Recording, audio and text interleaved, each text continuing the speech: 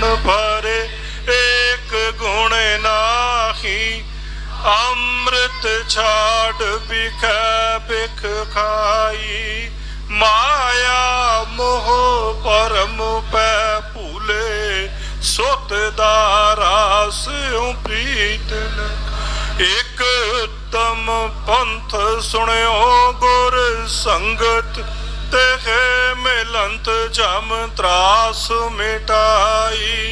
एक अरदास पाठ कीरत की गोरे रामदास राखो सर। एक अरदास पाठ कीरत की गोरे रामदास राखो सरना। टल गुर सेविया अहनिस सहज सुभाय। दर्शन परसया गुरु का जन्म मरण दुख होवै सिफत खुशामदी। नूर अरसों कुरसों छट्टी तद डिठे सच्चे पातशाह। मल जन्म जन्म दी सज्जन सच्चा पातशाह। सिर शाह शाह जिस पास बैठिया सोही है सबना दा। सज्जन सच्चा पातशाह सिर शाह शाह। जिस पास बैठिया सोही है सबना दा विसाह।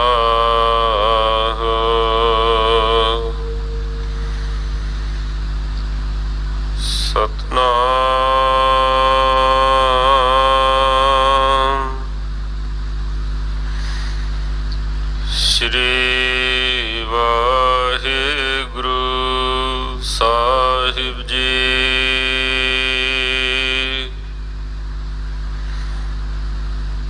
राग सूही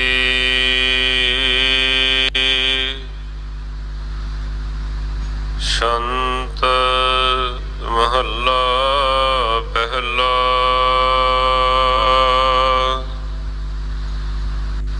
घर पहला एक ओंकार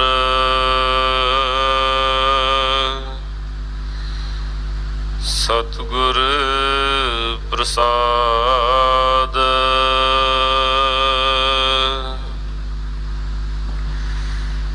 पर जोबन मैं मत पीयड़े घर पाहुणी बलराम जियो।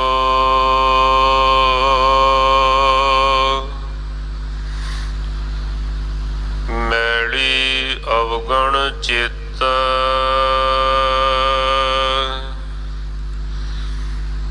बिन गुर गुण ना समावनी बलराम जियो।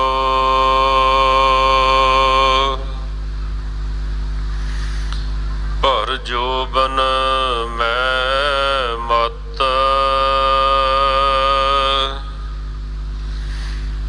पीयड़े घर पाहुणी बलराम जियो।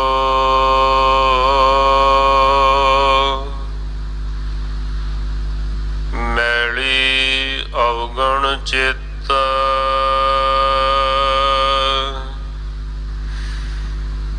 बिन गुर गुण ना समावनी बलराम जियो।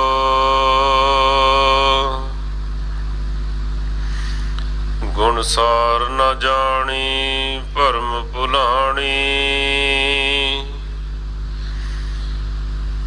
जोबन बाद गवाया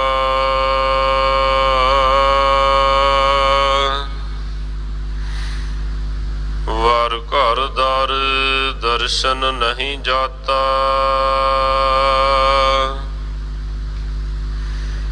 फिर का सहज ना पाया।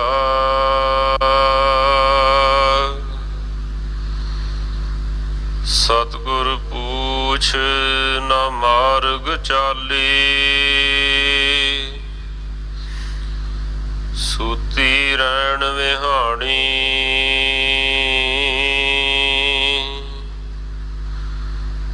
नानक बाल तन रांडे पा।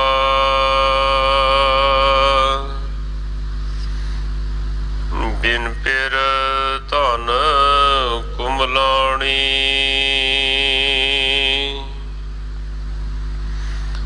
बाबा मैं वर दे मैं हर वर भावै तिसकी बलराम जियो।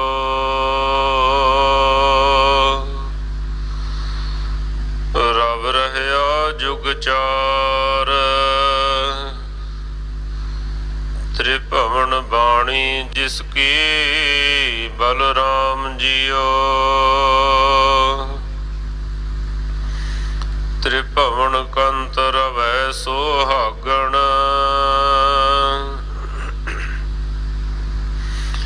अवगणवंती दूरे।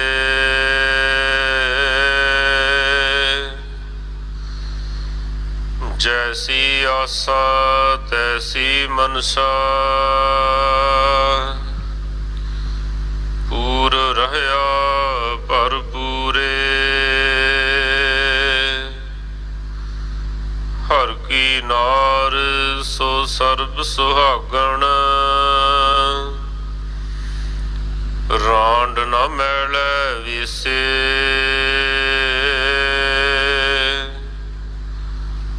नानक मैं वर साचा भावै। जुग जुग प्रीतम तैसे।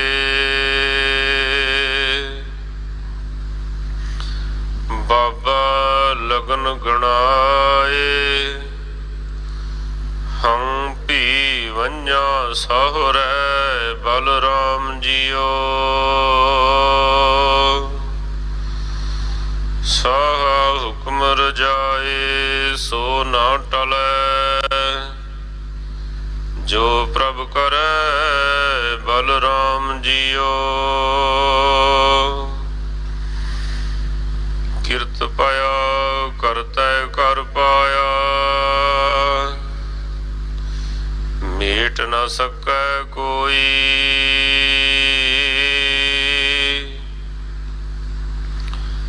जानी नाओ नरह निह केवल। रब रहया तिह लोई। माए निरासी रोए विशुन्नी। बाली बालै हिते।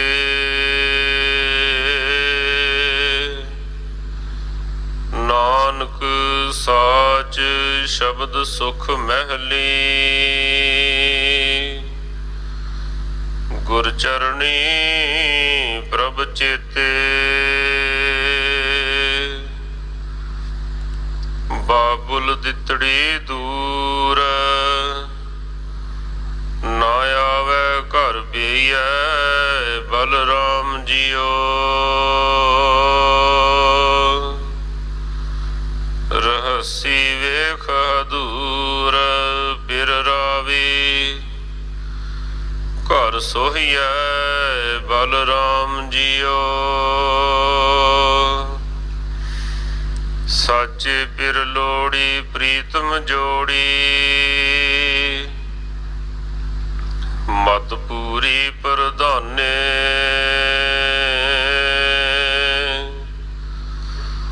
संजोगी मेला थान सुहेला। गुणवंती गुर ज्ञाने। सत संत संतोख सदा सच पल्लै ਸਚ ਬੋਲੇ ਪਿਰ ਭਾਏ।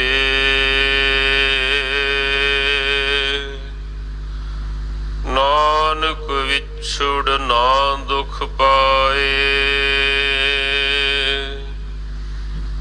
ਗੁਰਮਤਿ ਅੰਕ ਸਮਾਏ।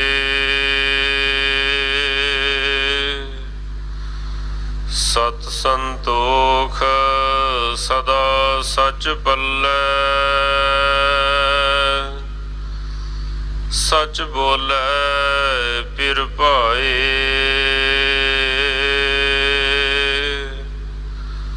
ਨਾਨਕ ਵਿਛੁੜ ਨਾ ਦੁਖ ਪਾਏ। ਗੁਰਮਤਿ ਅੰਕ ਸਮਾਏ।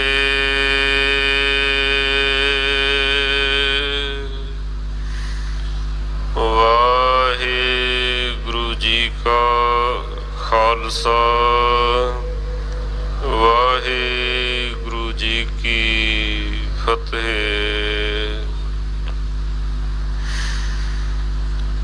ਰਾਗ ਸੂਹੀ ਛੰਤ ਮਹੱਲਾ ਪਹਿਲਾ। ਘਰ ਪਹਿਲਾ। ਇੱਕ ਓੰਕਾਰ ਸਤਿਗੁਰ ਪ੍ਰਸਾਦ। ਭਰ ਜੋਬਨ ਮੈਂ ਮਤ। ਏੜੈ ਘਰ ਪਾਹੁਣੀ ਬਲਰਾਮ ਜੀਓ। ਮੈਲੀ ਅਵਗਣ ਚਿੱਤ। ਬਿਨ ਗੁਰ ਗੁਣ ਨਾ ਸਮਾਵਨੀ ਬਲਰਾਮ ਜੀਓ। हे प्रभु जी, मैं तैथों सदके हाँ। तू कैसी अचरज लीला रचाई है।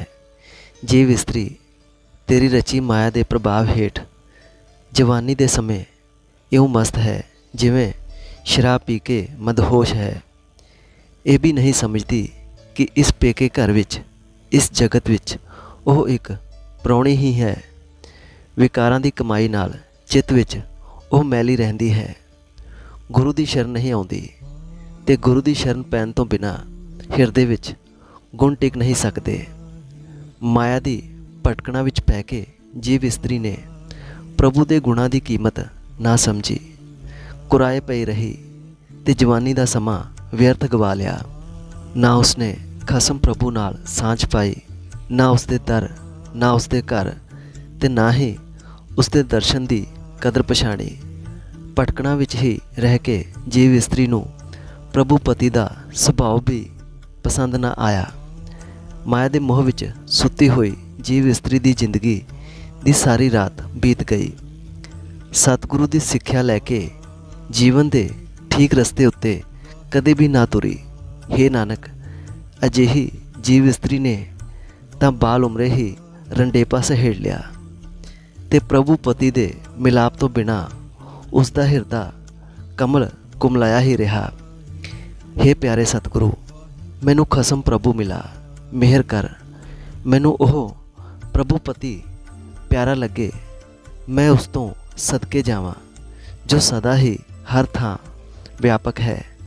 तिन्ना ही भवनां विच जिसका हुक्म चल रहा है। तिन्ना भवनां दा मालक प्रभु भागां वाली जीव इस्त्री नाल प्यार करता है।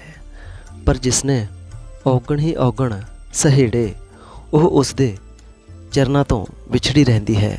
ਉਹ ਮਾਲਕ ਹਰੇਕ ਦੇ ਹਿਰਦੇ ਵਿੱਚ ਵਿਆਪਕ ਹੈ। ਉਹ ਹਰੇਕ ਦੇ ਦਿਲ ਦੀ ਜਾਣਦਾ ਹੈ। ਜਿਹੋ ਜਿਹੀ ਆਸ ਧਾਰ ਕੇ ਕੋਈ ਉਸ ਦੇ ਦਰ 'ਤੇ ਆਉਂਦੀ ਹੈ, ਉਹ ਜਿਹੀ ਇੱਛਾ ਉਹ ਪੂਰੀ ਕਰ ਦਿੰਦਾ ਹੈ। ਜਿਹੜੀ ਜੀਵ ਇਸਤਰੀ ਪ੍ਰਭੂ ਪਤੀ ਦੀ ਬਣੀ ਰਹਿੰਦੀ ਹੈ, ਉਹ ਸਦਾ ਸੁਹਾਗ ਭਾਗ ਵਾਲੀ ਹੈ। ਉਹ ਕਦੇ ਰੰਡੀ ਨਹੀਂ ਹੁੰਦੀ। ਉਸ ਦਾ ਵੇਸ ਕਦੇ ਮੈਲਾ ਨਹੀਂ ਹੁੰਦਾ। ਉਸ ਦਾ ਹਿਰਦਾ ਕਦੇ ਵਿਕਾਰ ਨਾਲ ਮੈਲਾ ਨਹੀਂ ਹੁੰਦਾ। हे ਨਾਨਕ, ਅਰਦਾਸ ਕਰ ਤੇ ਆਖ, हे ਸਤਿਗੁਰੂ, ਤੇਰੀ ਮਿਹਰ ਹੋਵੇ ਤਾਂ ਉਹ ਸਦਾ ਸਥਿਰ ਰਹਿਣ ਵਾਲਾ ਪ੍ਰਭੂ ਪਤੀ ਮੈਨੂੰ ਸਦਾ ਪਿਆਰਾ ਲੱਗਦਾ ਰਹੇ, ਜਿਹੜਾ ਪ੍ਰੀਤਮ ਹਰੇਕ ਯੁੱਗ ਵਿੱਚ ਇੱਕ ਸਮਾਨ ਰਹਿਣ ਵਾਲਾ ਹੈ। हे ਸਤਿਗੁਰੂ, ਉਹ ਮਹੂਰਤ ਕਢਾ ਉਹ ਅਵਸਰ ਪੈਦਾ ਕਰ ਜਿਸ ਦੀ ਬਰਕਤ ਨਾਲ ਮੈਂ ਵੀ ਪ੍ਰਭੂ ਪਤੀ ਦੇ ਚਰਨਾਂ ਵਿੱਚ ਜੁੜ ਸਕਾਂ। ਹੇ ਗੁਰੂ, ਤੇਰੀ ਕਿਰਪਾ ਨਾਲ ਰਜਾ ਦੇ ਮਾਲਕ ਪ੍ਰਭੂ ਜੋ ਹੁਕਮ ਕਰਦਾ ਹੈ ਉਹ ਮੇਲ ਦਾ ਅਵਸਰ ਬਣ ਜਾਂਦਾ ਹੈ। ਉਸ ਨੂੰ ਕੋਈ ਅਗਾਂਹ ਪਿਛਾਂਹ ਨਹੀਂ ਕਰ ਸਕਦਾ, ਉਸ ਵਿੱਚ ਕੋਈ ਵਿਘਨ ਨਹੀਂ ਪਾ ਸਕਦਾ। ਜੀਵਾਂ ਦੇ ਕੀਤੇ ਕਰਮਾਂ ਅਨੁਸਾਰ ਕਰਤਾਰ ਨੇ ਉਹਨਾਂ ਦੇ ਮਿਲਾਪ ਜਾਂ ਵਿਛੋੜੇ ਦਾ ਜੋ ਵੀ ਹੁਕਮ ਦਿੱਤਾ ਹੈ ਉਸ ਨੂੰ ਕੋਈ ਉਲੰਘ ਨਹੀਂ ਸਕਦਾ। ਗੁਰੂ ਵਿਚੋਲੇ ਦੀ ਕਿਰਪਾ ਨਾਲ ਉਹ ਪਰਮਾਤਮਾ ਜੋ ਤਿੰਨਾਂ ਲੋਕਾਂ ਵਿੱਚ ਵਿਆਪਕ ਹੈ ਤੇ ਫਿਰ ਵੀ ਆਪਣੇ ਪੈਦਾ ਕੀਤੇ ਬੰਦਿਆਂ ਤੋਂ ਸੁਤੰਤਰ ਹੈ, ਜੀਵ ਇਸਤਰੀ ਨੂੰ ਆਪਣੇ ਚਰਨਾਂ ਵਿੱਚ ਜੋੜਨ ਲਈ ਲਾੜਾ ਬਣ ਕੇ ਆਉਂਦਾ ਹੈ। ਜਿਵੇਂ ਧੀ ਨੂੰ ਤੋਰਨ ਲੱਗੀ ਮਾਂ ਮੁੜ ਮਿਲਣ ਦੀਆਂ ਆਸਾਂ ਲਾ ਕੇ ਰੋ ਕੇ ਵਿਛੜਦੀ ਹੈ, ਤਿਵੇਂ ਮਾਇਆ ਜੀਵ ਇਸਤਰੀ ਦੇ ਪ੍ਰਭਾਵ ਪਤੀ ਨਾਲ ਪ੍ਰੇਮ ਦੇ ਕਾਰਨ ਜੀਵ ਇਸਤਰੀ ਨੂੰ ਆਪਣੇ ਕਾਬੂ ਵਿੱਚ ਰੱਖ ਸਕਣ ਦੀਆਂ ਆਸਾਂ ਲਾ ਕੇ ਮਨੋਂ ਰੋ ਕੇ ਵਿਛੜਦੀ ਹੈ। ਹੇ ਨਾਨਕ, ਜੀਵ ਇਸਤਰੀ ਗੁਰੂ ਦੇ ਚਰਨਾਂ ਦੀ ਬਰਕਤ ਨਾਲ ਪ੍ਰਭੂ ਪਤੀ ਨੂੰ ਹਿਰਦੇ ਵਿੱਚ ਵਸਾਉਂਦੀ ਹੈ ਤੇ ਸਦਾ ਥਿਰ ਪ੍ਰਭੂ ਦੀ ਸਿਫਤ ਸਲਾਹ ਵਾਲੇ ਸ਼ਬਦੀ ਰਾਹੀਂ ਪ੍ਰਭੂ ਦੀ ਹਜ਼ੂਰੀ ਵਿੱਚ ਆਨੰਦ ਮਾਣਦੀ ਹੈ। ਸਤਿਗੁਰੂ ਨੇ ਮਿਹਰ ਕਰਕੇ ਜੀਵ ਇਸਤਰੀ ਮਾਇਆ ਦੇ ਪ੍ਰਭਾਵ ਤੋਂ ਇਤਨੀ ਦੂਰ ਅਪੜਾ ਦਿੱਤੀ ਕਿ ਉਹ ਮੁੜ ਜਨਮ ਮਰਨ ਦੇ ਗੇੜ ਵਿੱਚ ਨਹੀਂ ਆਉਂਦੀ। ਪ੍ਰਭੂ ਪਤੀ ਦਾ ਪ੍ਰਤੱਖ ਦੀਦਾਰ ਕਰਕੇ ਉਹ ਪ੍ਰਸੰਨਚਿਤ ਹੁੰਦੀ ਹੈ। ਪ੍ਰਭੂ ਪਤੀ ਨੇ ਜਦੋਂ ਉਸ ਨਾਲ ਪਿਆਰ ਕੀਤਾ ਤਾਂ ਉਸ ਦੇ ਚਰਨਾਂ ਵਿੱਚ ਜੁੜ ਕੇ ਉਹ ਆਪਣਾ ਆਤਮਿਕ ਜੀਵਨ ਸਵਾਰਦੀ ਹੈ। ਸਦਾ ਥਿਰ ਪ੍ਰਭੂ ਪਤੀ ਨੂੰ ਉਸ ਜੀਵ ਇਸਤਰੀ ਦੀ ਲੋੜ ਪਈ, ਭਾਵ ਜੀਵ ਇਸਤਰੀ ਉਸ ਦੇ ਲੇਖੇ ਵਿੱਚ ਆ ਗਈ। ਉਸਨੇ ਉਸ ਨੂੰ ਆਪਣੇ ਨਾਲ ਮਿਲਾ ਲਿਆ। ਇਸ ਮਿਲਾਪ ਦੀ ਬਰਕਤ ਨਾਲ ਉਸ ਦੀ ਮਤ ਉਕਾਈਹੀਨ ਹੋ ਗਈ। ਉਹ ਮੰਨੀ ਪਰ ਮੰਨੀ ਗਈ। ਚੰਗੇ ਭਾਗਾਂ ਨਾਲ ਉਸ ਦਾ ਮਿਲਾਪ ਹੋ ਗਿਆ। ਪ੍ਰਭੂ ਚਰਨਾਂ ਵਿੱਚ ਉਸ ਦਾ ਜੀਵਨ ਸੁਖੀ ਹੋ ਗਿਆ। ਉਹ ਗੁਣਾਂ ਵਾਲੀ ਹੋ ਗਈ, ਗੁਰੂ ਦੇ ਦਿੱਤੇ ਗਿਆਨ ਵਾਲੀ ਹੋ ਗਈ। ਸਤ ਸੰਤੋਖ ਤੇ ਸਦਾ ਥਿਰ ਯਾਦ ਉਸ ਦੇ ਹਿਰਦੇ ਵਿੱਚ ਟਿਕ ਜਾਂਦੀ ਹੈ। ਉਹ ਸਦਾ ਥਿਰ ਪ੍ਰਭੂ ਨੂੰ ਸਦਾ ਸਿਮਰਦੀ ਹੈ। ਉਹ ਪ੍ਰਭੂ ਪਤੀ ਨੂੰ ਪਿਆਰੀ ਲੱਗਣ ਲੱਗ ਪੈਂਦੀ ਹੈ। ਹੇ ਨਾਨਕ, ਜੀਵ ਇਸਤਰੀ ਪ੍ਰਭੂ ਚਰਨਾਂ ਤੋਂ ਵਿਛੜ ਕੇ ਦੁੱਖ ਨਹੀਂ ਪਾਉਂਦੀ। ਗੁਰੂ ਦੀ ਸਿੱਖਿਆ ਦੀ ਬਰਕਤ ਨਾਲ ਉਹ ਪ੍ਰਭੂ ਦੀ ਗੋਦ ਵਿੱਚ ਹੀ ਲੀਨ ਹੋ ਜਾਂਦੀ ਹੈ। ਵਾਹਿਗੁਰੂ ਜੀ ਕਾ ਖਾਲਸਾ, ਵਾਹਿਗੁਰੂ ਜੀ ਕੀ ਫਤਿਹ।